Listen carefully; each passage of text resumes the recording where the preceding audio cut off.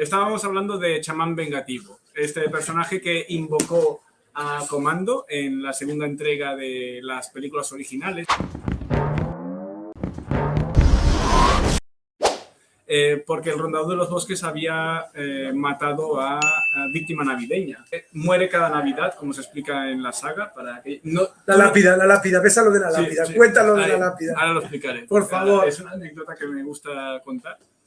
Y la doctora negligente y alcalde especulador pues intentaron contratar los servicios de Chamán Vengativo para derrotar a Rondador de los Bosques invocando a Comando.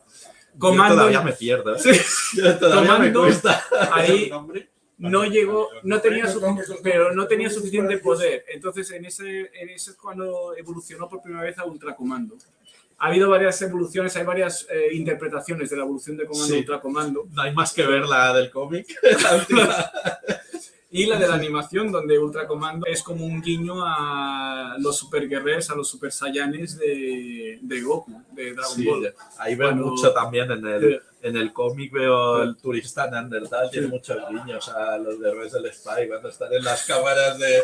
Bueno, a mí es la sensación que me da. Cuando, se está recuperando. Sí, no sé si el autor lo pensaba, lo hizo a propósito, pero a mí me recuerda mucho. Y luego aquí a volver a estar trabajando para la Organización del Mal Global, que es esta organización, esta entidad que se dedica a hacer el mal, como muy bien dice su nombre.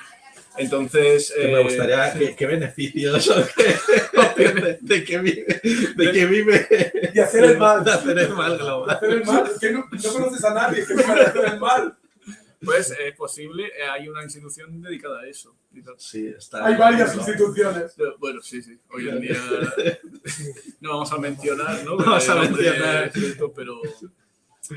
Yo recuerdo que todo empezó con un Rubén de jovencito que llegaba con una cámara nueva digital de las antiguas. Esto hay que usarlo. Y esto hay que usarlo.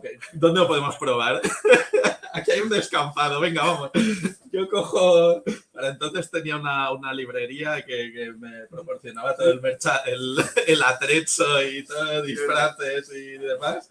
Y cogimos 4 cosas y venga, unas piñas y a probar el descampado. Y ahí nació Comando.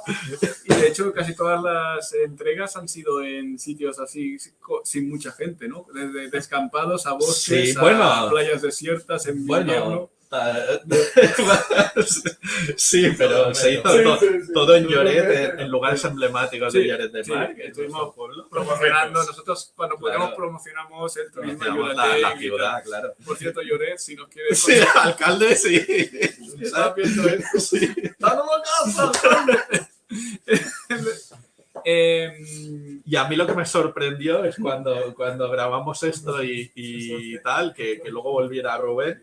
Oye, ¿sabes qué me he estado pensando? Mira, he hecho un guión. Creo que esto puede dar para más.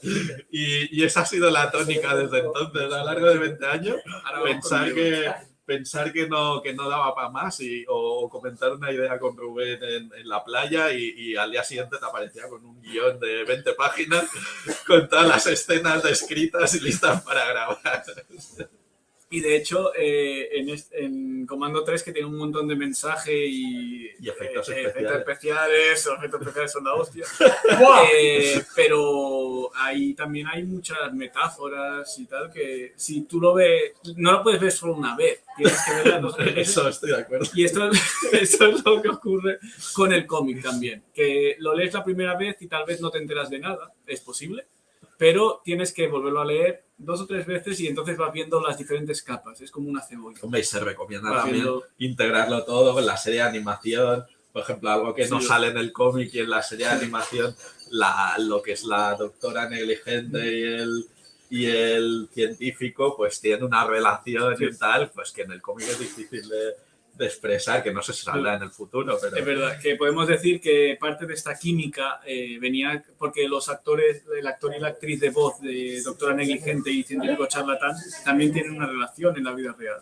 Entonces era como algo que se transmitía después a la animación, ¿no? Que Era muy bonito. Que durante las grabaciones muchas veces elegíamos sitios no muy habitados o bastante desiertos, ¿no?